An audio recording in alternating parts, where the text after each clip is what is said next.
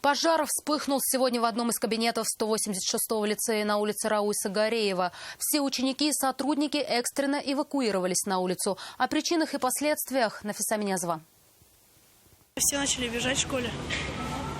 Мы в школе кушали, там сразу все забежали, и началась сирена. Более 700 учеников и 50 работников 186-го лицея на улице Рауиса Гареева выбежали из здания. Все, к счастью, успели надеть верхнюю одежду. За считанные минуты на место приехали огнеборцы. Из окна первого этажа к этому времени валил густой черный дым. Там могли быть дети, медлить было нельзя. По предварительной информации, огонь вспыхнул в кабинете, когда внутри не было ни детей, ни преподавателей. Они находились на улице на занятиях, возможно, благодаря этому и нет пострадавших. Предварительно загорелся компьютер, затем пламя распространилось далее.